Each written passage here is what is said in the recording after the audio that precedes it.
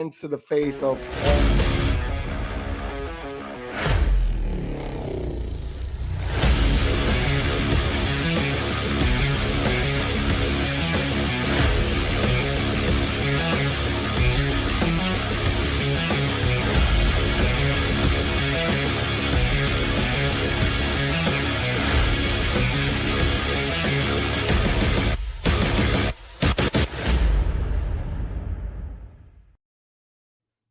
Well, good morning. It is Tuesday morning.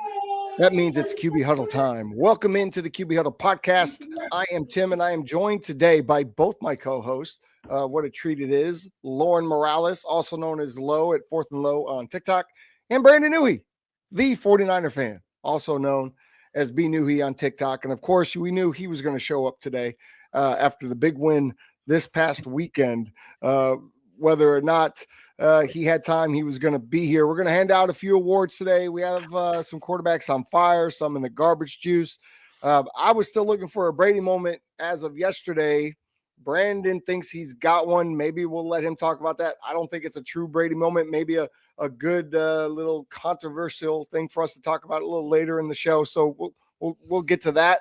And guess what? This is our last show of 2025. We are about to make it to another year, gentlemen. With that, what are y'all doing for New Year's? I will go to you, Newey. What are you doing for New Year's Eve tomorrow night? How are you spending your time? Going up to Oklahoma this weekend, but I think we're just going to do a little something here, a couple buddies, and just hanging back, bringing the new year. And that's about it. You know, we're getting a little older, so no going to these fancy places where you're all dressed up and you're in a crowd where you only get 2 drinks, but you pay $2.50 to be there. Yeah, we're done with that phase. So I think we're just going to stay at the house. Some of the boys will have some of their kids over, and we'll just bring in the new year the right way. All right, fair enough. Lauren, you have a family and things. Are you going to be out in the streets, or are you going to be at home with the family celebrating 2026 coming in? Yeah, I always stay at home now with the kids. We usually do. They got East Coast family, so we do like the double drop. So we stay up for the ones there, the ones here. Kind of celebrate twice. It's been weird, but nice. Yeah, I do little fireworks outside. They're still young, so you get to the little ones. Nothing that goes boom though. So yeah, I'll look forward to it. I enjoy the New Year's, and I am not as young as I used to be either, Newly. So I understand. No parties, no shiny stuff, nothing. Maybe a little hat and but that's about it. Yeah, I mean, I haven't celebrated New Year's Eve. I don't know, maybe 10 years. My wife has always gone at her Dance Worlds competition, and this year she's in Arizona. I was going to be there, but because of the mounting issues that I had from a physical standpoint, I wasn't able to travel to go be with her this year. So she's in Arizona. I'm here, but that's okay. I'll be here with my dogs, my cat, and just be hanging out. I doubt I'll even make it to midnight because Brandon and I are playing golf first thing tomorrow morning when it's going to be, 32 degrees or so. Can't wait to get out there bundled up. By the time we leave, we'll be stripping throughout the round because it will be like 65 by the end of the end of the round. So it's going to be fun. I imagine I'll be passed out around 7:00 and wake up in 2026. So that'll be a good thing. Of course, I also have the Michigan-Texas game tomorrow, and a game I can't possibly lose in. I could just sit back and relax and watch that game. That comes on at 2:00. All right, let's get into what we're here for. We're going to touch base a little bit on the exciting games that happened on Sunday. I say exciting. There was a little bit of a lull. We thought some of the games would be better than they were, but we did have a lot of good stuff, including probably the game of the year Sunday night. But as we wind down the season, we're going to talk about some guys that might have their head on the chopping block. Lo, I'll come to you first. Anybody on the hot seat for you that may be looking at unemployment line come Black Monday?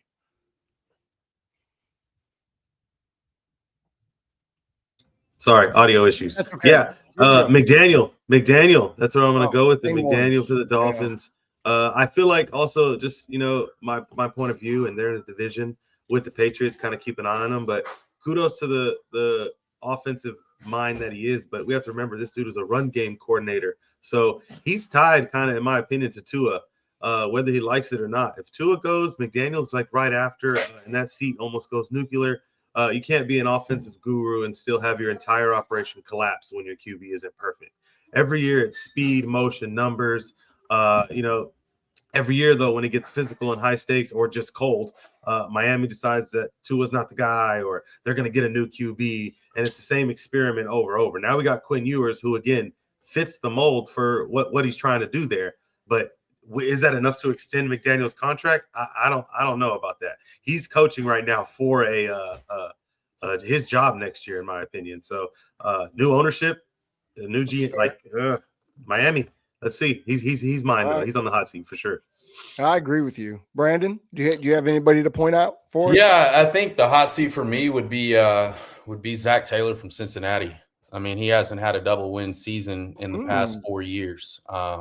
And you could obviously tell, his quarterback, the franchise, isn't very happy. They continue to get off to a slow start, and then they're trying to climb back every year. And the definition of insanity is doing the same thing over and over and expecting the same different results. I feel like right now they need to make a move to save Joe Burrow's career.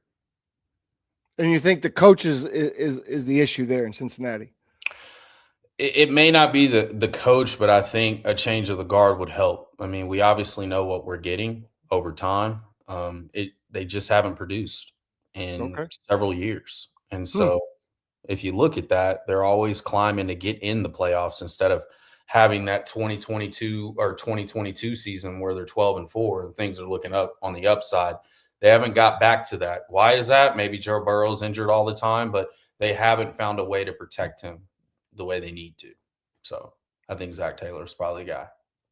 Okay. It shocked me. I was kind of surprised by that, not going to lie, but I can see where you're going with it. I'm 100% on board with you, Lo, in regards to Mike McDaniel. I think he's probably an early Monday morning term, maybe Sunday night, 12 o'clock. See ya. However, my other guy is going to – I'm not sure that you guys will agree with me. First, I'm going to give you an assistant, Eberflus here in Dallas. Bye-bye. Go to the unemployment line. I don't even see you getting another job. Maybe in college, maybe UFL, maybe Canada. Get out of Dallas. I'll help him pack. I'll go to his house. I'll help him pack. I'm not really a packer, but I'll help him. But Mike Tomlin, not necessarily on the hot seat as far as being fired on Monday, but if they lose this game this weekend and don't make the playoffs, after bringing in an Aaron Rodgers and having some, difficulty controlling some of the players recently, is there a change? We've been talking about it changing there for years with Mike Tomlin, right? That to me, I feel like he's a great coach and he would get another job immediately. But I feel like maybe it's time for a change there in Pittsburgh with Mike. With they're going to have to rebuild that team. There's not going to be an Aaron Rodgers. They're going to have to rebuild that team and get a young quarterback in there. And maybe it's time for some young blood in Pittsburgh. Well, Rodgers is staying.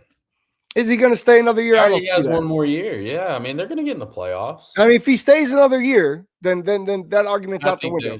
Bye-bye. And if they win this weekend and they get in the playoffs, then there's no reason for conversation.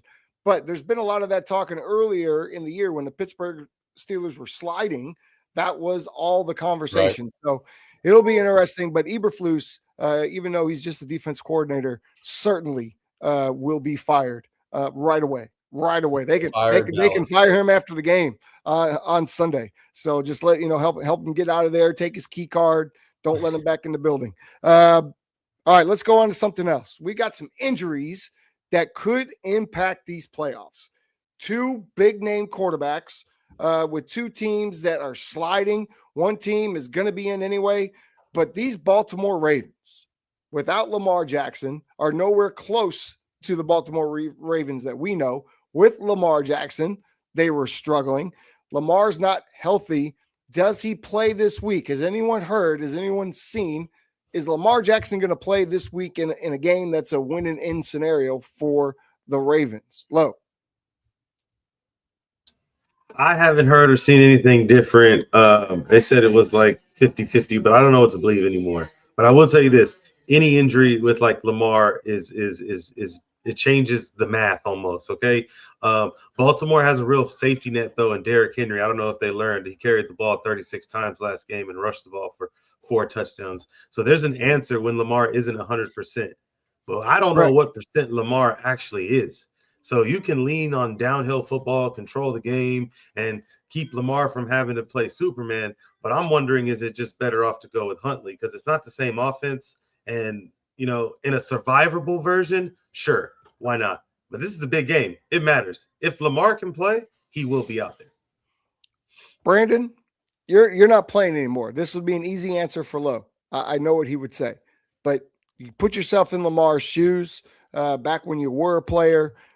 This is a win and in scenario. Are you pushing to get on the field, or are you chilling, hoping that your team can get it done without you so you're healthier for the playoffs?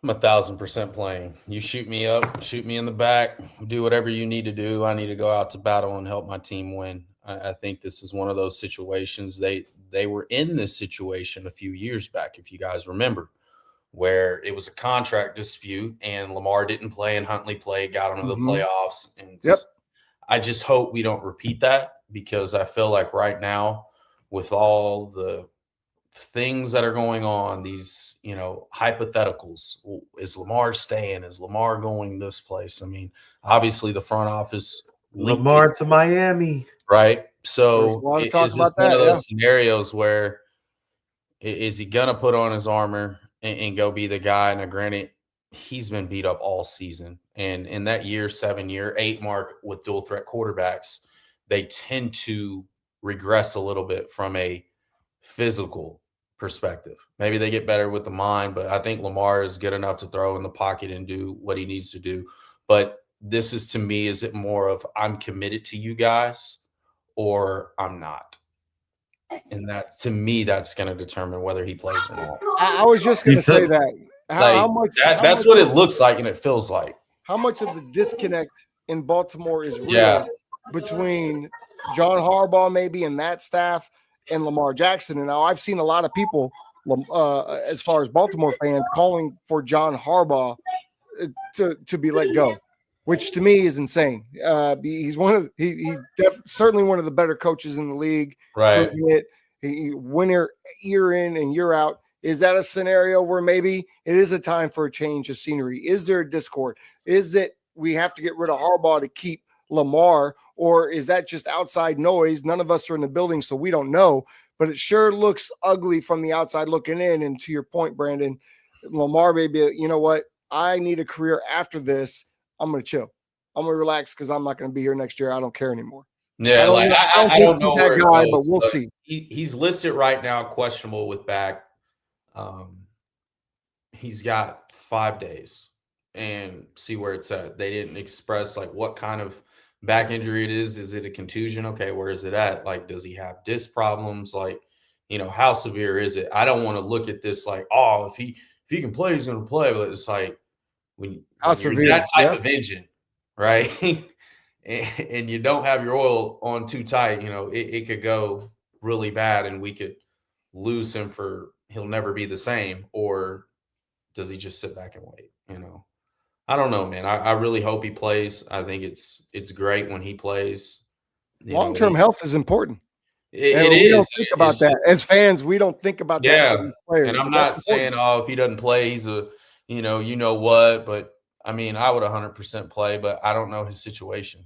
I can't really speak on it. I just hope he's healthy, because a healthy Lamar Jackson is an exciting player to watch.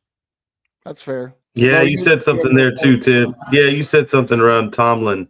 So if Tomlin is on the hot seat and fans are calling for his head, I would say it's the same for Harbaugh. It's the same situation, just a change of scenery. Not bad. Sure, as fans, none of us are fans of these teams. So, of course, we're like, yeah, change of scenery. But we're also like, that's so stupid. You should keep him. Man, maybe it's time. That defense hasn't been what it's been. The team is not the same. Old. They're all older. Everyone's changing. Lamar's a part of that change, but Lamar has the second part of his career, to Newton's point. He's got a second half of his career, right? After 28, things change. You get that second half contract. Whether you get the third and fourth is up to the Staffords and all the Bradys of the Rodgers of the world. But Lamar definitely has another big contract. So is it here? is the timing good? Is everything, and if he's hurt, man, he's hurt. Like we can't mix the two here, right? They're definitely separate. But I think he should play this game if he can go. When you deal with a back, it's a different ballgame, man. But they paid for you, right? You sat out the last time. You've already done this to them, and they turned around and they paid for you. So now you get to return the favor and be like, you know what? I'm going to fulfill my contract for this year. You got time to heal up. We know the sport. We know how it is. But, again, if it's serious long-term health, I think we would have heard something already. So, man, as a competitive mind, get the hell out there. Let's do it. Yeah, let's do it. Wrap up, man. Let's do it. We want to see that. We want to see Lamar and Rodgers for a playing game. That's what we are set up for currently. The other guy that we have to talk about just a little bit. This team, the Packers, they were rising. They were on fire. Then they lost Micah Parsons. Then Watson got beat up a little bit.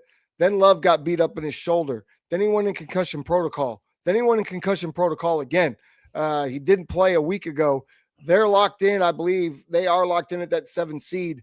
But how worried should Green Bay Packer fans be with this beat up Green Bay Packer team limping into the playoffs without their best defensive player? I say, of course, as a guy that has no affection for the Green Bay Packers, they should be very, very concerned, especially since more than likely they're going to be going back to Soldier Field to take another beating to the Chicago Bears. Lo, what do you think about the beat up Green Bay Packers? I think, this is a QB show, but I don't think this was a QB issue. I want to start with that. Willis played great, in my opinion. He earned himself possibly some money if he does leave. But the team, this is where the Packers are just helping each other out one by one. You got the hurt helping the hurt, at this point, and they're trying to inch along. Plus going back now to play Chicago, you're just lining. What do you say to your team? We know you're banged up. You give them the good old speech of go out there, attitude and effort are free. Go get it. But I can't see it. That's not the Packer way. So I don't know, man. Maybe Malik Willis can do no one's coming back. Like the injuries are injuries. No one's coming back to help the Packers. So I think they should be worried, man. They should be worried. I will say this as a Bear fan, I can tell you that even if you have that Green Bay Packer uniform on and you're limping into Chicago, you're going in there to beat the Bears and ruin that season with everybody talking about what the Bears could do and how far they could go. The Packers do not want to let that happen on their watch. So they will come in. And Malik Willis did pose a little bit of a different threat. However, no film on the guy as a Packer for the Bears recently. So he has to come in the game out of nowhere and play. Then he plays 1 week later. We've seen this story before, and I'm going to say this because Brandon's a huge Malik Willis believer. He's been a fan since he came into the league. So, Brandon, I say the Bears face him again with the film. We got a couple of weeks of tape. It's not going to be an issue for Chicago, but you think this guy could be a guy somewhere else? Yes, absolutely. He's played 11 games with the Packers as a I'm talking about this year. He's got 6 touchdowns and no picks, completing over 80% of his passes. I think there's some film on him. I mean, this guy's dynamic, right? He was dynamic at Liberty. And I'm just glad he got away from the Tennessee organization and got under the Liberty, though. Huh? we act like he wasn't one of in his class. He was one of the top quarterbacks, and he fell. Yeah, the tough part was I think that he wasn't ready to play football now, and I'm with you, dude. He needed that time, and we knew he needed time because of who he was. Liberty. You're not playing too many guys. You're not playing big boy football. Then you go to Tennessee, and that's a terrible situation, the worst possible situation to go to, because they want you now. Even a Mariota who was balling couldn't really turn the tide and get things rolling, in Tennessee. So bad rap. He's shining right there, but also the Packers do this. They know how to develop backup quarterbacks. Oh, that's true. Dude, he's get them ready. 35 this season. I'll say this about Malik. That's incredible for a guy who just sits on the bench and warms the seat. No quarterback has had success in Tennessee since Steve McNair. So lies. VY did.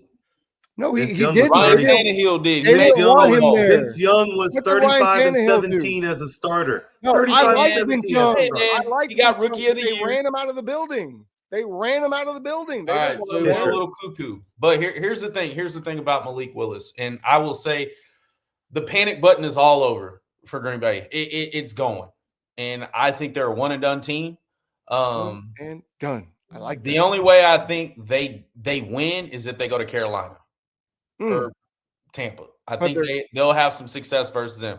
Outside of that, they could be potentially a one and done. Well, they're going to have to come to Chicago right now. So I know you guys. I'm going to say something right now. Somebody looks a little bit better in this Green Bay offense than the starting quarterback right now. I mean, we do this all the time, though. Look at it. Games. I can't. Your eyes don't lie. A lot more volume. Love had back-to-back 4 touchdown games, right. 3 Mac Jones looked games. just as good as Brock Purdy for a couple games. Are you going to tell me Mac Jones is as good as Brock Purdy? Facts. Hold on, what? I said Mac Jones looked just as good as Brock Purdy in a few of those games. Is he just as good as Brock Purdy? He did. No, he's not. No. But I'm just saying. I'm just saying right now with his athleticism compared to Jordan Love's, that is a threat, bro. He's got a bigger arm than Jordan Love.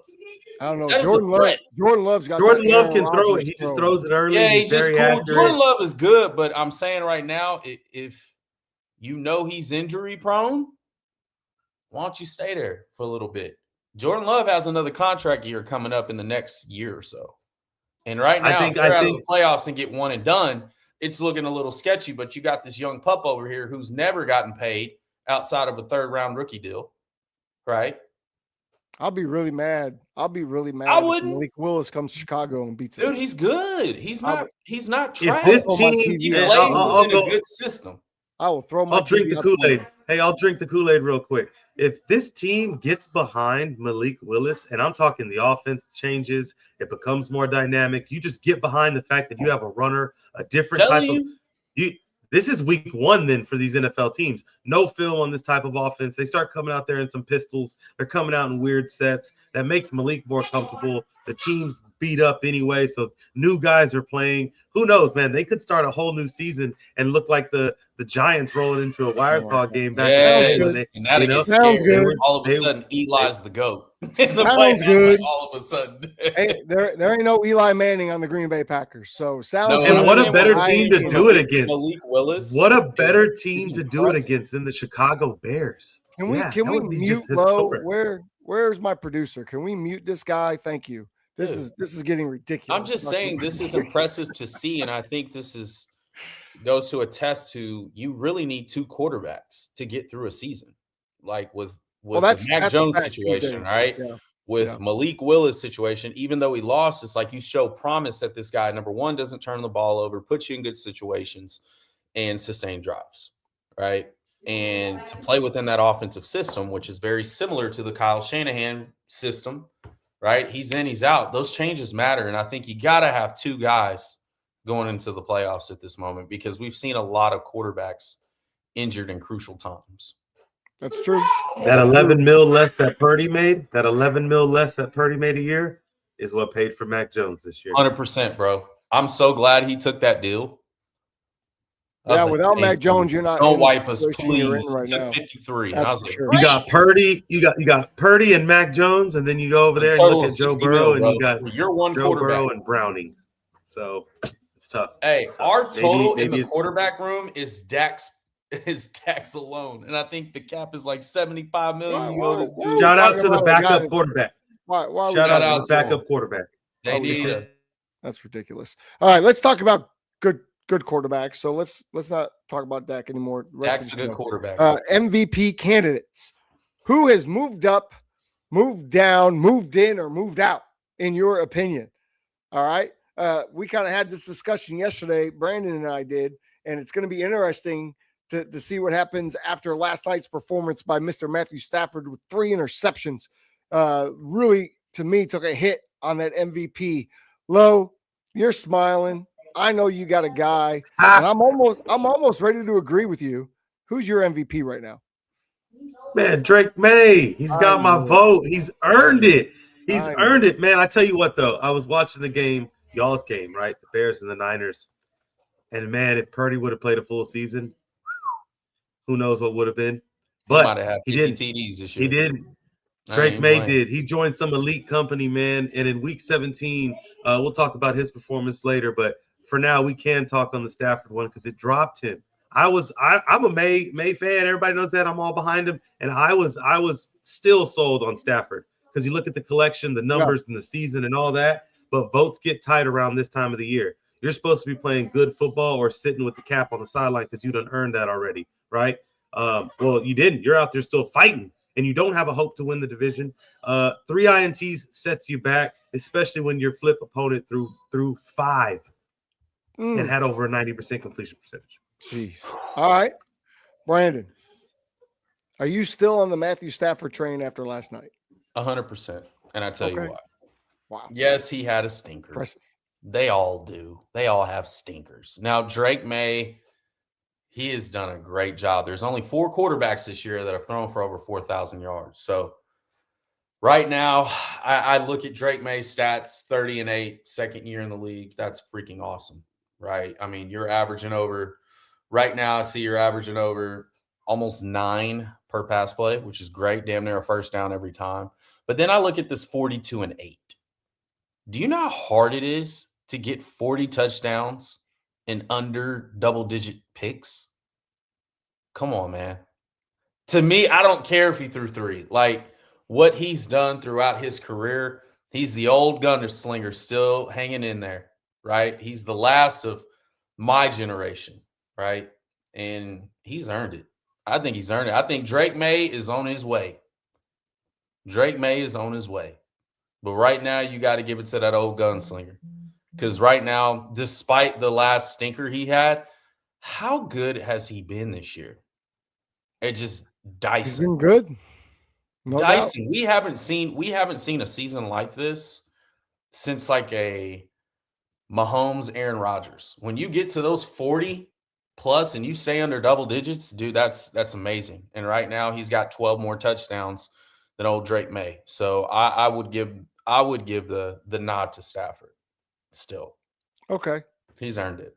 So I want to preface what I'm about to say by saying I hold very little stock in the MVP, as you know. We've talked about this for years. The MVP has become a quarterback award. It's become a quarterback stat award that's usually awarded to the quarterback that plays on the best team or Lamar Jackson, one of those two. It's not going to Lamar this year. Based on how the MVP voting is done and how these voters react, I'm going to say that they will give it to Matthew Stafford because Drake May has years and years and years ahead of him. And that's just how the voters do things. I think Drake May, based between the two of them, should be the guy that wins it. I think Matthew Stafford will. But I'm going to pose another take to this, which I said to you yesterday, Brandon. I was surprised at your reaction. But we talk about MVP, which means what? Most valuable player. You look at the San Francisco 49ers, and you look at the way that their offense literally lifted off when Brock Purdy got back from injury. He had one bad game since he's been back. One bad game. Other than that, I mean, the 49ers didn't punt for like 5 weeks until they played the Bears, and they punted twice, right? Teams can punt twice in their first 2 series of a game.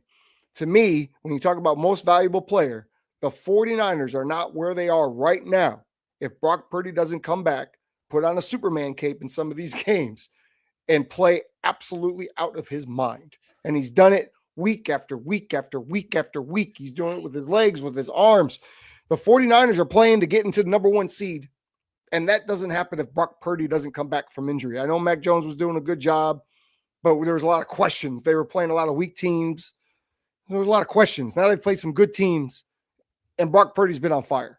And so for me, if we're talking about MVP and how we really, really should dissect that is who can't win without that player on their team. And right now there's 2 teams, in my opinion, that can't win, maybe 3, that can't win without the player on that team. That's the Bills with Josh Allen, the Bears with Caleb Williams, and the 49ers with Brock Purdy. So those are my opinions. Let me tell you real quick. Let me tell you something real quick.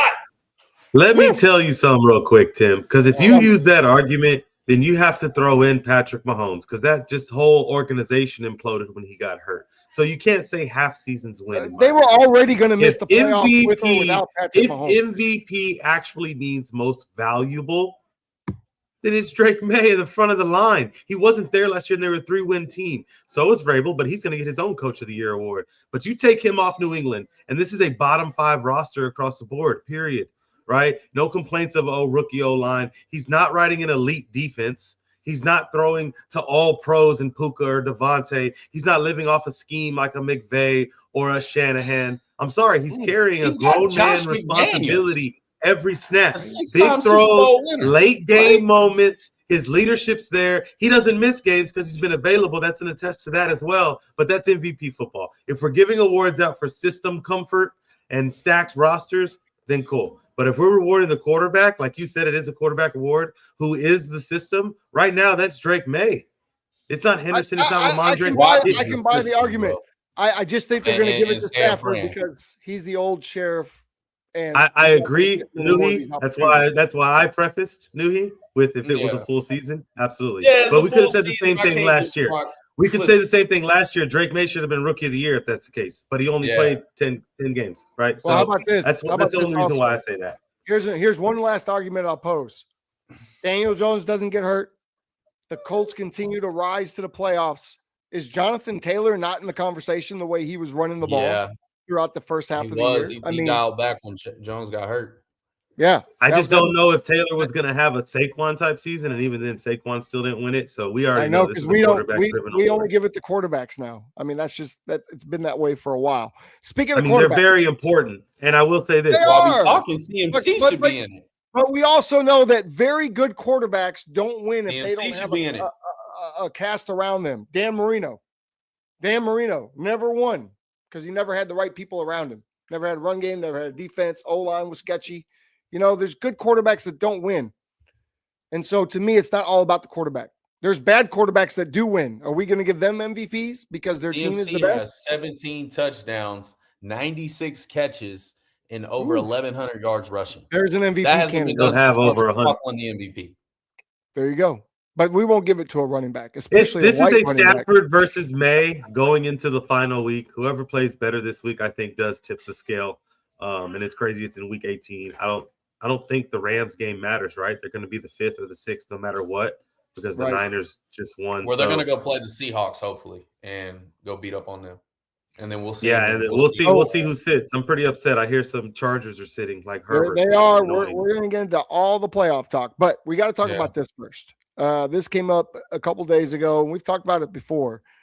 But, Brandon, you brought this up. The 2024 NFL quarterback draft class featured Caleb Williams, Michael Penix, Jaden Daniels, J.J. McCarthy, who we just finally saw this year, Drake May, Bo Nix. Now, neither one of you saw this class, but I'm sure you know about it. So, Lo, let me ask you, does this 2024 class, the way they're shaping up now, can they stand up to what is widely known as the best quarterback class of all time in 1983? Does this, and let me, because I know you weren't here for that draft. I was. John Elway, Todd Blackledge, Jim Kelly, Tony Eason, Ken O'Brien, and Dan Marino. So you're talking 3 Hall of Famers in that class, right? And some really good quarterbacks that aren't Hall of Famers, but really good guys, right? Franchise quarterbacks. Can this class stack up to that 1983 class?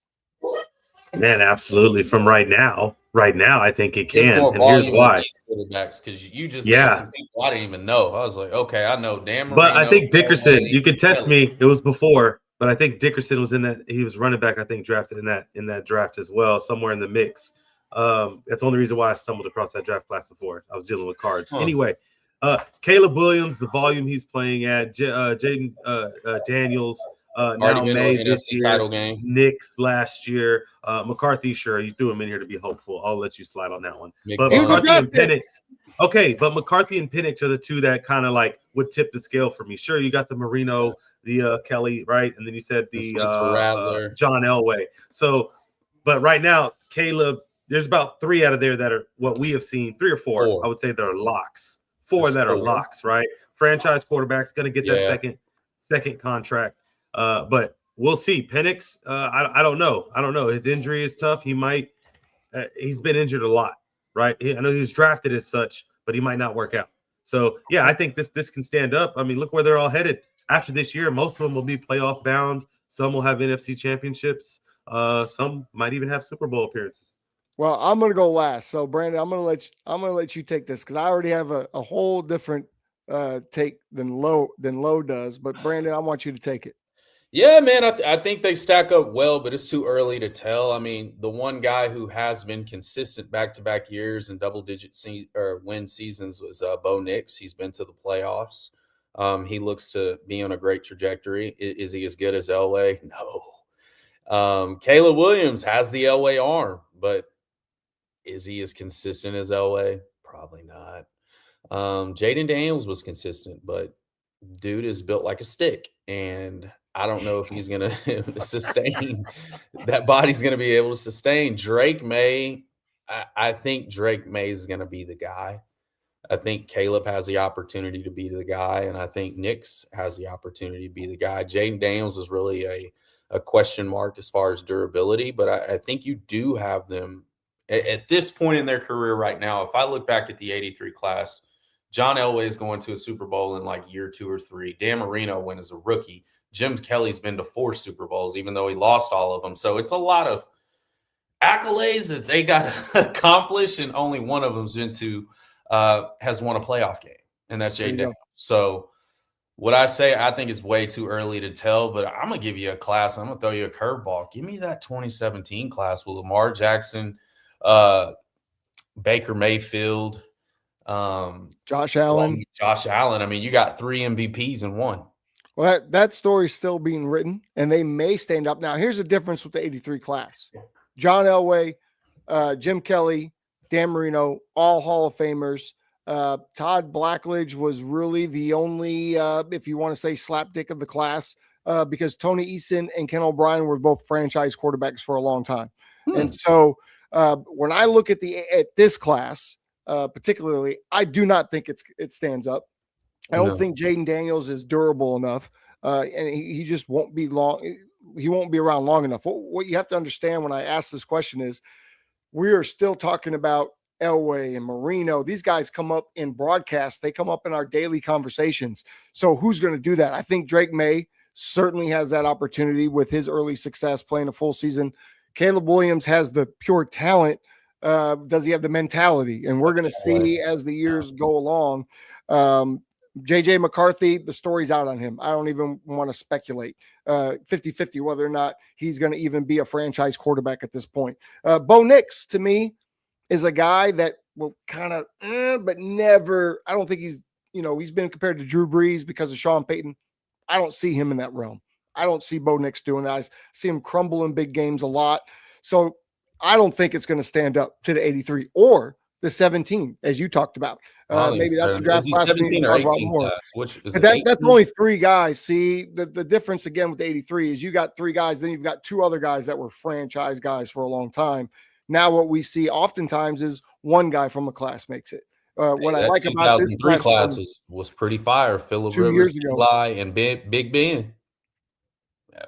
There's just a lot more, in my opinion, as well. A lot more quarterbacks. So back then, they're just, and they get more volume. So it is early. I think this class, from where we're at, obviously we can't say that, but from they're where on a good trajectory. They're on a good pace. I mean, we got 3 of them with double-digit wins.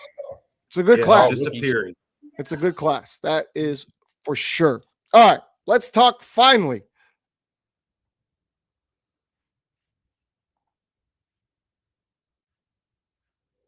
Tim Froese. I was about to say, finally. Did we lose him? We lost everybody. Okay, here we are. That was scary. Everybody with me. Let's get into the playoffs. I'll give you guys the seedings as we go as of today. Right now, the Broncos hold number 1 seed. They will play the Chargers. However, and we'll talk about the games as we talk about this. The Chargers are sitting damn near everybody in this game. They really can't move up, move down. I think they can move up a slot maybe. As a Patriots fan, Lo, how does that make you feel? Knowing that the Chargers have no desire to win the game against the Broncos. Now, I've lost some of my fantasy leagues, but I am very upset when the notification that I open says Chargers quarterback Herbert won't be playing. I get it. I looked and I kind of knew, I felt this was coming. I was like, they're either not going to get in or they don't, care at this point. They're already in. I just knew something like this was about to happen, and you can't have your cake and eat it too. So the Bills lost, and then I wake up to this, and like it just wouldn't have mattered, I guess. So now I'm curious to see how everything else shapes out. Yeah, I'm pretty upset. Nothing I can do. So I'm not gonna let it ruin my day, Tim. I'm not gonna let it ruin my day. This is one little hiccup in the road, but yes, I guess whatever. I say I'll go out there, earn your money, have a season, get you an extra 200, go for some incentives, go play football just to spoil someone's hopes. But they must be liking their opponent the way things fall. So whatever. But we had a chance to win the whole conference, and now it's going to be a waste. Meanwhile, the Patriots, they sit at 2. I think they, even if they lose, I don't think they move. The Jaguars at 3. There could be movement there at 4. We have the Steelers now. However, that could change if they lose to the Ravens. So the Steelers and the Ravens play. That's a play-in game this weekend. That is going to be played on Sunday, I believe. And this is a game, Brandon, where Lamar Jackson may or may not play. Aaron Rodgers trying to get this Steeler team to the playoffs since he couldn't get the Jets there. How do you see this one playing out, man? I mean, where you're playing to get into the playoffs. That's a lot in week 18. It's all based on motivation. And if 8 shows up, no, the 8 in the purple, not the 8 in the black, he shows up, it's going to be a good game. If he doesn't, I think the Steelers run away with it. Oh, wow. They don't play like they play the Ravens very well from a scheme perspective, and they always have. This game is in Pittsburgh. It always comes down to this with these two teams. Either the Ravens are absolutely hot and the Steelers are fighting to get in the playoffs, and they go into the 7th seed, right? They always do it. They always find a way. So I think based on the motivational factor, they got to get to that double-digit win just to feel good about it going in. I think the Steelers pull this off if Lamar doesn't play. Well, because the AFC is so top heavy, I mean, you have 12-4, 11-5, 11-5, 11-5. The Steelers are going to get in. They could potentially get in with a 10-win season, winning that division, but they could lose that game, go to 9-8, and be knocked out. And then Lamar Jackson and company would have a division, would have a home game. And guess what? If it all lines up like it is right now, would host the Buffalo Bills. Which I am not comfortable with as a guy that wants the Buffalo Bills to do some things. We've got the Texans at 5, the Chargers at 6, and of course I mentioned the Bills at 7. Now the Bills can move up quite a bit if they were to win and the Jaguars and Texans both lose and the Chargers lose, which we assume they will. The Bills can get all the way up into that 5th seed, that's the highest that they can get to. Here's the interesting thing for the Jaguars. The Jaguars need to beat the Texans. If the Jaguars don't defeat the Texans or the Titans, and the Texans beat the Colts, the Texans win the AFC South. However, if the Jaguars do win their game against the Titans, they automatically win that division and they hold on to that number 3 seed. Can the Titans, Brandon, you're a Titans guy, can they spoil the Jaguars season and kick them down to the 5th seed? I sure hope so. Because they've actually been playing pretty well the past 2 games. I liked how they played against the Niners.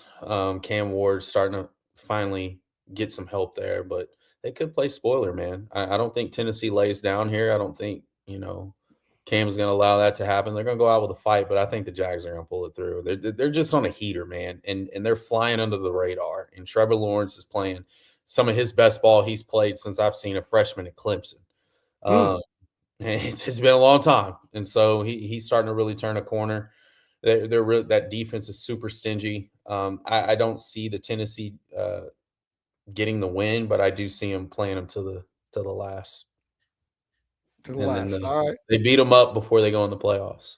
Beat them up a little bit. What do you think, Lo? Is the Prince going to show up and take the Jaguars to the promised land of the division championship? What say you? Yeah, I think he's been doing it all year quietly. So I think the Jaguars just handle business, man. He hasn't really been in the spotlight. It's looking he in my opinion, he is resembling how he looked in college, and that was dominant. It's like his freshman year, bro. And that's good. Yeah, and I think he's just finally got some the dust settled, some structure. Got some structure, So and it's showing. I can't argue against that. No. I remember, Lo, when we were talking with Trevor about Trevor Lawrence's freshman year. I don't know if it was us, and we're like, dude, if he was eligible, he'd be the number 1 pick now. That's how good he was playing as a freshman. And then it just like somehow, I don't know what happened. It was a disconnect for like 3 or 4 years and it led into his career. And The now we're Jaguars starting are to the see team to like me. who he really is, who can be. The Jaguars are, to me, the team in the AFC that can cause the most havoc because they are the quietest team. They're the team that we're not really paying attention to, and yet they just continue to win. And they've got something special down there, and they'll be on the road, outside of that first game. But now I say that, I mean, golly, they're going to have to play like the Chargers Top 3 in turnovers, Tim. if everything lines up right away. So we'll see. The Texans, however, they will probably stay in that 5 seed. But if they lose to the Colts somehow, some way, and the Bills win their game, the Bills will jump up ahead of them. So the Houston Texans are playing this game to win. Yes, Lo? They're not going to sit anybody. They know that they want to keep that 5 seed. Yes. I think they want to roll into the playoffs with confidence as well. They didn't have the strongest start or middle of the season. So some of these guys are just looking to catch form, and that's why I was kind of like, the Rams performance in Stafford. You're supposed to keep form right now, So, I don't think they're sitting them. So when all this takes shape, maybe the Bills get a win, the Chargers lose, the Bills can move up to the 6th seed. That would send the Chargers next week to New England instead of the Bills, which I'm sure that you would rather see Justin Herbert and the Chargers than Josh Allen and the Bills right off the bat at the 2 seed. That would send the Bills would then go to Jacksonville, and then the Texans would play the Steelers in Pittsburgh.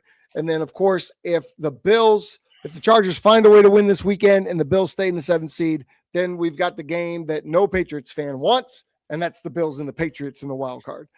So really interesting AFC picture. Let's go to the NFC. The NFC is a straight mess, especially the NFC South.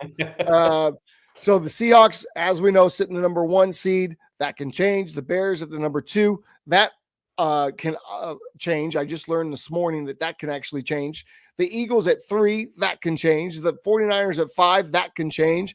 The Rams at 6, probably stable there. The Packers at 7, stable there. Here's the changes.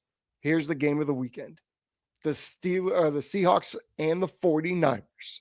They play on Saturday evening, is it? It's Saturday night? Yeah, Saturday night, baby. And that is for the number 1 seed, and that is at Levi's Stadium with not big game Sam Darnold come to town. What do you think? I love it, man. I love it. It's a great rivalry. It's been like this for finally it's back to where it needs to be. That hey, we got to win the West. Somebody's either going through Seattle or it's going through San Fran. Man, it's show up and show out. I mean, we got to do it. We're breaking out the all blacks, the black and gold, the faithful jerseys are coming out. Those are pretty sweet unis. They're going to have black helmets for the first time ever. We're fired up about it. Man, control your destiny, man. That's what you play for, right? Okay. Every game for the Niners have been a playoff game. So we're already in that mode, right? So I hope we get it done, man. That'd be great. But that's going to be the game to see for sure. I trust Brock Purdy over Sam Darnold. 100%. Let me say that again. I trust Brock Purdy over Sam Darnold. I think this game may not be close because the Seahawks aren't the Chicago Bears, and they can't score like that. Lauren, how do you see this game playing out? I think the 49ers are headed to the number 1 seed. Man, I do. I got a household full of 49er fans, but I think the Seahawks Sam Darnold and the Seahawks are proving slowly but surely that they're legit. You got a hot team in the Panthers they just beat, and they silenced them. They put hush, like stop. Darnold's been proving people wrong, and I've been all year saying maybe. Well, at this point, he's doing his thing, and this is another revenge tour. Was he a 49er, if I remember correctly? He's been on these teams. The Panthers for a minute, right? Got rid of him, right? Took care of them last week. Darnold's having fun. Think Seattle's behind him, and I'll touch on something you just said, Tim. How they're going to win. How Seattle's going to win this game. They're not Chicago Bears. They will not score that much, and neither will the 49ers. They run the ball. They'll slowly dictate this game, and it changes how the 49ers play. So I don't expect this to be a high-scoring game. I think in the teens and 20s, somewhere around there, not over 30 points scored. And yeah, we get a little bit of playoff football, running the ball and defense between both these teams. Wow. All right. Well, hey, Lo, I'm gonna back it up with this, man. I hope If they can't score 30, don't show up. That's how I look at it. You can't I score like that 30, mentality. don't show up. Yeah, I like that look mentality. At this. There's no hotter offense right now to me than what the 49ers are doing. I mean, when Brock Purdy is just scoring, it looked like a Madden game the other day. I just don't see – I don't see Seattle try – if this was in Seattle, I probably think a lot differently. In San Francisco, where the 49ers know if we win this game, we could or we will have the road and could play in the Super Bowl right here. There's no way. Motivation matters. There's no way the 49ers are losing this game on Saturday night. What I'm saying is there's motivation in Seattle, and similar to the team that we just talked about, the Jacksonville Jaguars, we don't know. They're quiet. They're the quiet team in the NFC that one's talking about sitting atop right now. And everyone's talking about the Rams still, and they have no hopes. Everyone's talking about the 49ers now that Purdy's back. I don't know, man. Seattle is saying, put your foot in your mouth. And they're rolling through everywhere. I mean, they can score a lot, Tim. They can score. But the thing is, they play down a lot to teams like competition, and then they sprout late based off of turnovers. They got one of the top defenses in the league. I just don't think Sam can bring them back from a deficit if we get out and run and don't stop. We're going to have to see how does he handle that, because he hasn't had to handle that since the Rams game. And granted, he was at home. Now he's not at home. And we know who Sam is. We took him. When you get guys like that know those players. They took him and they let him free. I think he's grown up. I think Seattle, he found something out there. Hey, I'm rooting for my And Jigba will do that to you. Win this one, not this one. Jigba will do that to you. You get a receiver out there who's like, hey, throw me the ball. Whenever. You know we can't stop a nosebleed. It's going to be a great game. It's going to be a great game. That game happens on Saturday night. Oh, man. The Bears sit atop at the 2 seed.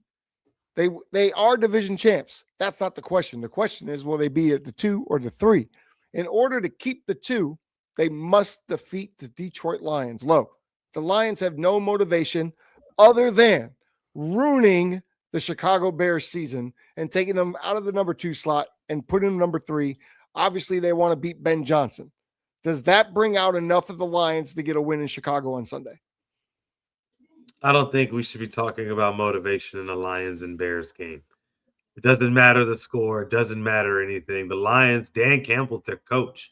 You think he's going to go out there and say, oh, pack it up? Hell no. Soul, bro. The icing on the cake is we get to ruin the Bears season of where we were supposed to be, but we messed up, and now this is all we get. So go out there and take everything from them, because you won't get any of it anyway. So I don't know, man. And talk about demotivation too. Caleb Williams just coming off that loss, kind of like, man, we're in. Might as well just chill. I don't know. You can't chill. What do you mean chill? You can't go to the 3 seed. You got to at least stay at the 2 seed. I'm in the playoffs. That's his mindset. They're in the playoffs. No, that's not his mindset. No. What's he gonna get? What's he get out of that? Who they're playing matters? No, the seeding matters. The seeding, staying but at you're home not getting, matters. Up until when? Up until the NFC title game, when they go to 49ers and they watched all the tape on the little mistakes that they made, and they fixed that, and they go and they win in Levi. Let's put it this way. They stay there. I was just about to say, put it this way. Chicago's only going to Levi one time, and it ain't going to be in the Super Bowl. Whoa! Santa Clara, you just traveled back. That was that round trip. They're done. Bro, we're going back. What do you think, Brandon? Are the Lions going to come in and spoil the day for the Chicago Bears? Yes. If you don't think Dan Campbell is going to have his Leonidas pregame speech, them boys better ready to go to war. They are pissed because they should be there. And they laid a stinker when they didn't need to do it. Jared Goff's been playing terrible. He's been doing nothing but turning the ball over. He's about to go for 5. Watch, he's going to go for 5. The Chicago Bears take the ball away better than He's like, you're not taking my job.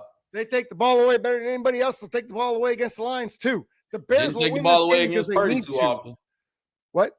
Didn't take the ball away against Purdy too often. Well, we took it You away also twice. hold like a mofo. We took it away twice, and they gave it You back to guys us for some hold reason. I more don't know than why. any defense I've seen. Let me just explain what's about to happen. Okay. Nostradamus Timothy will tell you is that the Bears are going to beat the Lions.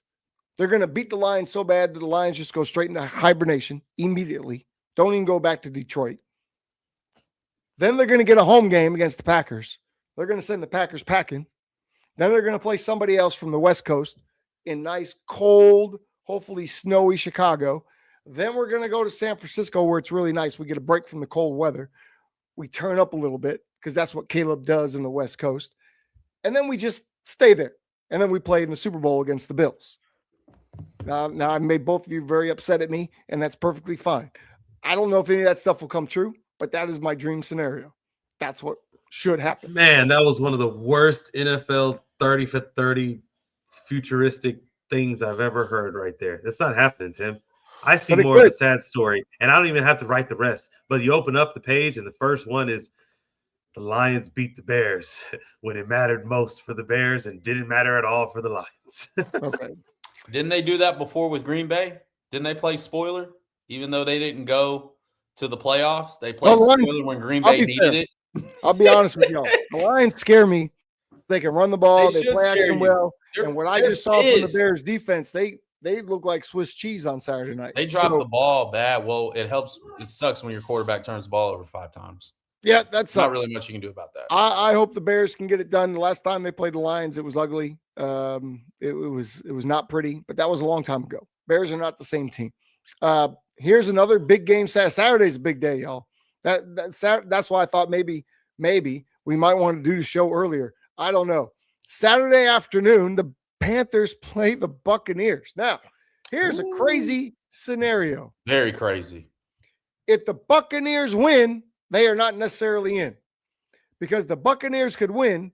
Atlanta could win later on Sunday, and that would put the Panthers, or give the Panthers the division and put the Panthers in the playoffs, leave the Buccaneers out in the cold. Bottom line is, if the Panthers win, they're in. They need no help. If the Buccaneers win, they need help. They need Atlanta to lose on Sunday. It's crazy what's going on. They need to lose. They're not going to lose to the Saints. So the Panthers now might have doesn't matter. We're in no matter what, because Atlanta is going to they're going to win on Sunday. That's what's going to happen, right?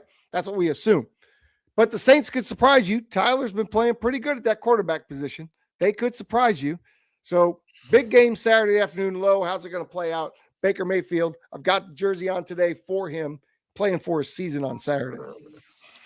Man, look, this guy plays with my emotions, okay? His name's Bryce Young. He's now an NFL quarterback. Told him wasn't going to call him the other name no more. And he'll be treated as such later as a QB1 as far as accountability in this show. But I think he wins. I think he bounces back because that's what he likes doing. He loves playing well, and then, oh, no, look, I played bad. And no, look, I'm back. Oh, no, that's what he does. That's his thing.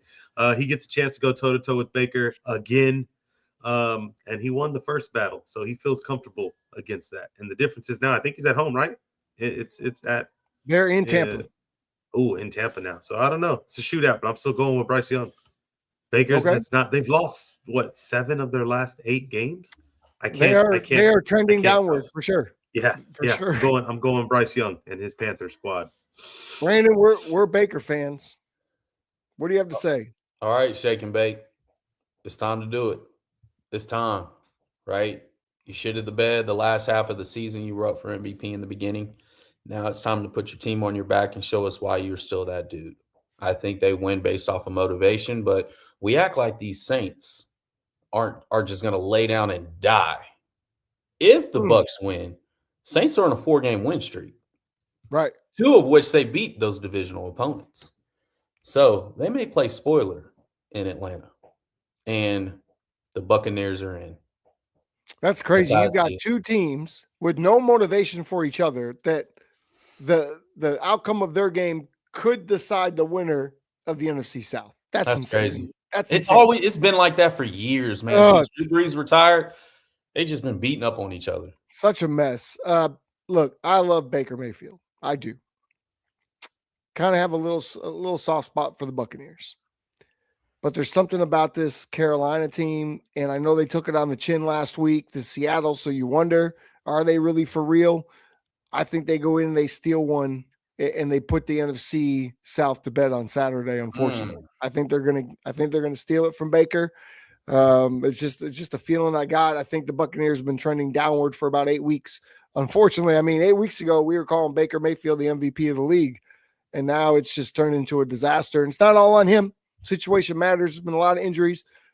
Todd Bowles may be a guy that we're talking about, looking for a new job next year. I don't know. Another guy that we didn't talk about that is probably most likely maybe will beg to be on the hot seat is Kevin Stefanski.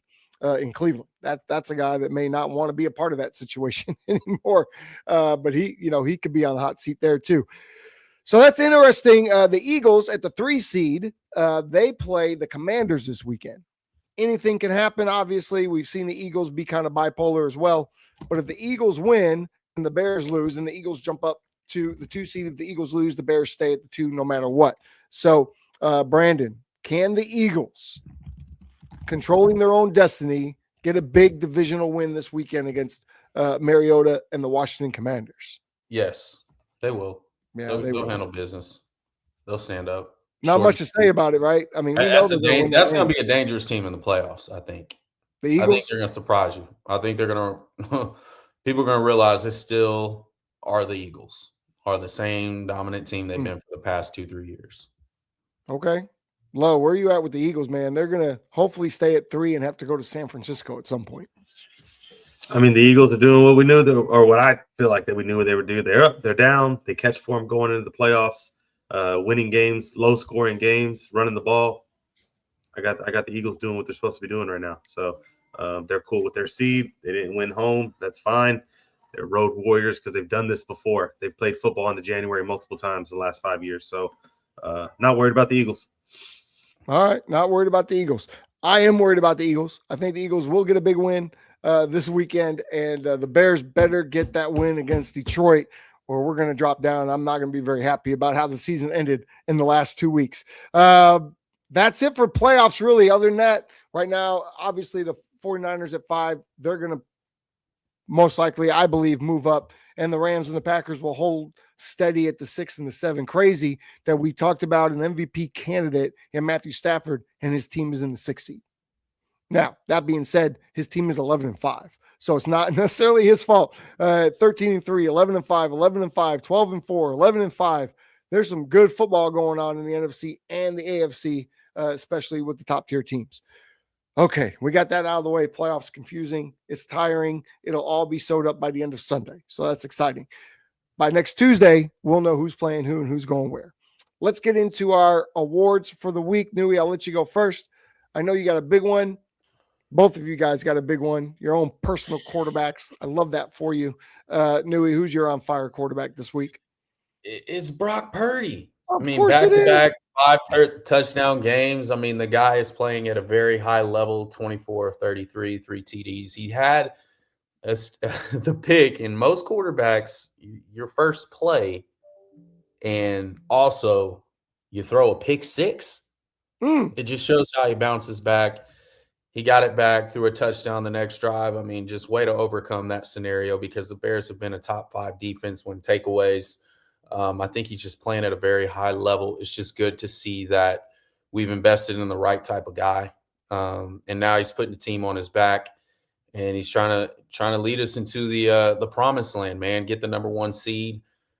We can just keep this up. Now, is he going to have 5 TDs each game? No, he's not. But let's limit the turnovers, sustain drives.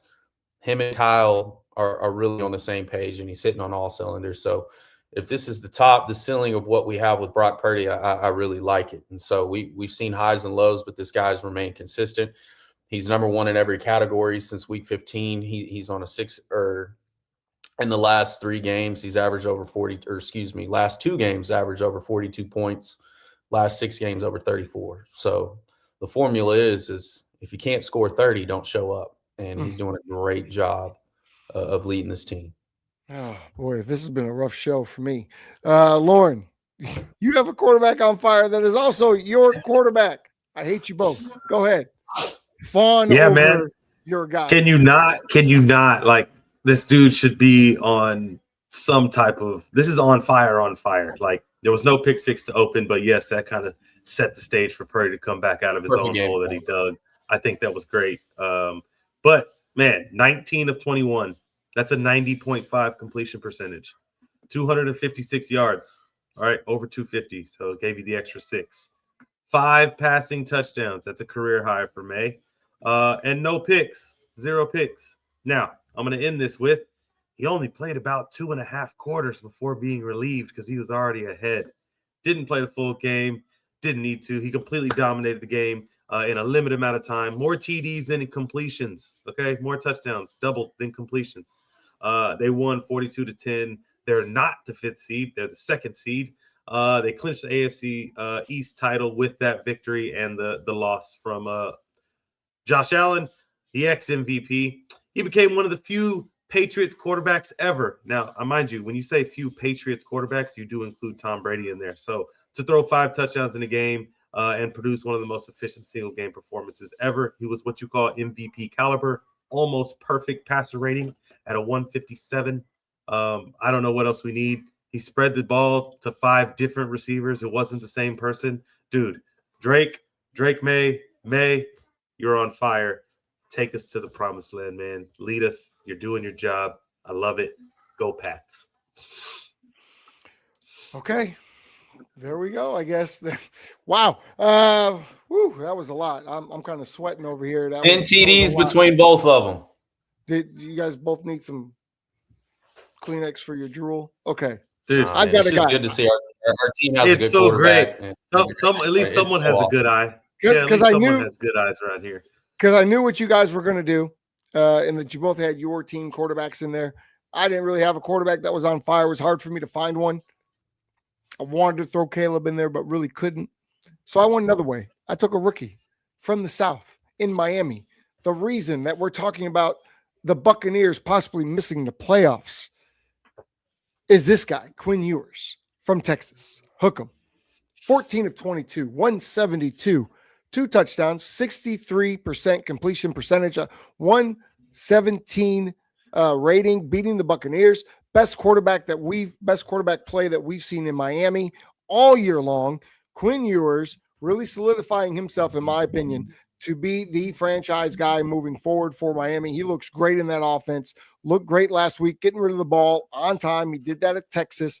And yeah, I know it's not burning the world up on fire, but I wanted to spotlight him because he's been on the bench all year. He's only had a week, maybe 2 weeks of practice with the number ones, and he was on fire this week. So congratulations to Quinn Ewers with very little work with the first team offense throughout the regular season, and you came in and lit up the Tampa Bay Buccaneers. So that's what I've got. So Quinn Ewers, Drake May, and Brock Purdy, congratulations. You are on fire. Whoosh, flames, El Fuego this week. Now we got to put some folks in the juice, the garbage juice. I love putting quarterbacks in the garbage juice.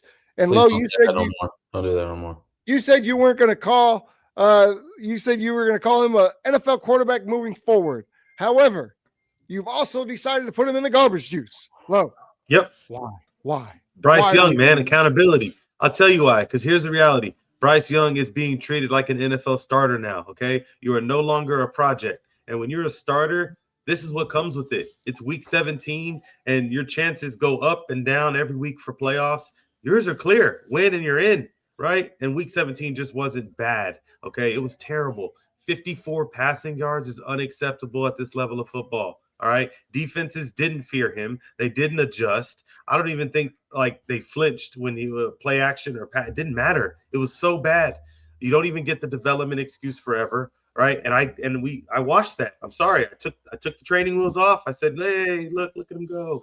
Well, when you're QB1, the film is the film. And that tape says the league hasn't figured out. That's what I saw. I don't know what happened. Maybe they can adjust. It's bad. This was bad. This was your first week of a pro quarterback in my eyes. And I'm holding you accountable, bro. You're back in the juice where you started as an amateur. Man, now you're a pro and you're still in the juice. He owns part of that dang garbage juice for sure. Brandon, you got a guy, and I'm hopeful that this guy just stays here for another week. Who do you got? Good old Jared Goff, man. Get your ass in there, man. Hey, man. Here's the situation. The playoffs are on the line. You got a divisional opponent. And you lay a stinker. 5 turnovers, 2 interceptions, 3 fumbles lost. That's not a good recipe, especially when you're the franchise guy. You're a $200 million quarterback. Playoffs are on the line. You have got to lead your troops. You have lost your best buddy in Ben Johnson, and now you have to make it work with Macho Man Dan Campbell. Okay? You've got to figure it out. This has been a bad year for you. You've had some stinkers this year, and you really laid a stinker this year, especially this game in particular. Now, for me, I know JG is a great player when protected, but man, going into Chicago, you got to lay it all on the line, man. You got to play spoiler. You got to finish off on a strong note because there are talks and speculations that you may not be the guy long-term moving forward. This team has a lot of talent. And we need you to be the hand that steers the ship into the playoffs. And right now, they're not going to the playoffs. And they have a really good team, probably a top 10 team. Why is that? Because of turnovers. Turnovers kill seasons. And Jared Goff, my friend, you are in the garbage juice. Ooh, well, this is what happens when you lose your offensive and defensive coordinator and several other assistants in the offseason. Your team misses the playoffs. Dan said, give me the damn play call sheet. What is this? That didn't work. That didn't work. It just got worse. Dan, please have the play sheet on Sunday. Jared Goff, take the day off if you want to, or come out and do exactly what you did this weekend because that's what we need from you. Okay, I got a guy. I'm very sad to say this. I'm so sad to say this. Got his jersey on and everything. But Baker Mayfield. Now, he had a decent day if you just look at the stat line. 33 for 44, 346, 75% completion percentage, 2 touchdowns. But in a game you had to win against the hapless Miami Dolphins, you also threw 2 interceptions. And to Brandon Newey's point just a moment ago, turnovers can't happen, especially at this time of the year if you're trying to win games that you need to win. So to me, it's not about the fact that you were garbage this weekend. The 2 interceptions were garbage. It's more about, I'm just disappointed, Baker. I'm disappointed that you would throw the ball to the other team in a situation in which you need to win the game, and you would drop to the team that no one should lose to in the Miami Dolphins. So it's embarrassing. Pick yourself up, dust yourself off, Bake. Go out there and shake it, bake this weekend and get yourself back a big win. But this weekend was not good enough. So Baker Mayfield, Bryce Young, Jared Goff, all residents of the garbage juice swimming in the stinky stink over New Year's. I feel bad for each of them, but that's what it is. So I love to give away awards. Next up, Brady moment. I didn't see one, Low. I don't know if you saw one, but Brandon thought he saw one. What? I saw one, but y'all, I'll go last. I saw one. I'm gonna let Brandon go. I don't agree with this. I don't either. I don't think. I don't either. But I know where he's coming from. Explain, and then I will I will give my feedback immediately. Okay. Go ahead, Brandon. Who's your Brady moment guy? It's got to be Brock. And the reason why I say this is because you took a lead with 6 minutes left, and we had to go down and drive. Okay. Now we had an 11-play, 75 yards, and we scored. We gave Caleb too much damn time. Let's be honest. But if you score within the 2 minutes, Brady would never give the other guy too much time. But think about it. He threw an absolute dot, a 38-yard dot to Juwan Jennings. Jennings did some Scored work. The game winner. Scored the game winner. This is one of the first times we've actually seen like, oh man, Brock we got to score here. There wasn't, without a doubt in my mind, that he was going to do it. Look at this Dougie. Oh my God. God forbid a white boy have some motion. He need to work on a little bit. He does. He does need to work on it. You know, you get you hopping a little bit. You got that little Tim hop, that Corky hop, you know, but right now he's playing at a high level. I personally think when the game was on the line, you're down, you have to make a difference. You score the touchdown, ball game. Great defensive to stop, but I just feel like, to me, when the game's on the line, he stepped up and got it done. And to me, isn't that a Brady moment? Brady leaves seconds on the clock. Brady leaves people time. I'll just listen. Game's on the line, bro. Under 5 minutes. I'm not going to poo-poo on your pick. It's your pick. But I will say, I don't feel it's in the spirit of what we try to do with Brady moment, because Caleb Williams did get all the way down to the 1 yard line, 2 yard line, and we just couldn't score. Should have scored. He hits the drag to Duvernay. It's a touchdown, and we're not talking about this. But I love the fact that you like to put Brock in all the different buckets. I'm not mad at it. I get you. I will say this. We're watching the game here at the house. Got Bobby Lewis, D Fields here. Shout out. And when Jennings caught the ball, we all stood up and yelled, "Score, score, score," because we wanted the ball back. We assumed you would score with about 30 seconds left. So we were excited when Jennings scored and we had the chance to go down. Well, I mean, I never cheered that hard for a 49er touchdown since the Super Bowl against the Chiefs. I was like, go, go, go. And he scored and we celebrated because we were like, now we're going to win the game. We got plenty of time. And then we didn't. And then we did. Okay. That's my report to your Brady moment. I got y'all. Don't worry. Don't worry. I know there was not a lot of Brady moments going on, but there was. All right. Drake May led the Patriots to their first AFC East title in the 2019 season when Tom Brady smashed Josh Allen and won the championship. So here you have it. These are your AFC East champions. And Drake May is behind them. Figured y'all would love this right here. Thanks, shout out to the producer. Did you make this yourself? And I'm sure it's lovely, isn't it? Just check it out. Just check it out, guys. You should frame that. It's a really because our shirts. Did y'all see our shirts this year? They say AFC East champs. Been there, won that. Okay, so we got bigger hopes here. Okay, so figured y'all would love that because we stole it back. His window's closed. The AFC champ. The Pats are back. It's our Buffalo now. Remember? Because we walked in their trap and took over their trap. This is such a I might mess around and be one and done, bro. This is so. I can't wait till the Patriots lose the playoff game. But that's your real Brady moment, guys. That's a true Brady moment right there. What Brady did his entire career, run the AFCs. Yep, absolutely. Yep. And what a way to honor him by going 42-10 with the career high against the Jets, they own. Hey, Tim, what were you saying? J-E something? You need some energy? Drink some W and give us that Jets again, because it's sad. I know. It's a Jets sad song. J-E-T-S. Jets. How'd that go for them? You were no help to them. Not so good. I predicted the Jets to win last weekend. Didn't happen. Hey, I am tired of this conversation. And if you're tired of listening to Lowe and Brandon talk about Brock Purdy and Drake May, please get yourself a W. You can also have a doobie. I think that's what it's called. But everyone tells me it's not a doobie, it's a W. If you mix a doobie with a W, you'll be awake all night feeling great. But get this W, okay? It's a jitterless energy drink. There's the little QR code right there above Lowe's head. But you can go to w.gg/discount/QB Huddle to get 10% off on all your energy drink needs. Hey, thanks a lot to All Access Football and allaccessfootball.com. And thank you so much to FanStream Sports, as we are affiliated with both and going out into the stratosphere to all of you QB huddlers out there. So thanks for paying attention to what we're doing. We've had a really a lot of fun today as we gear up for the playoffs. So excited.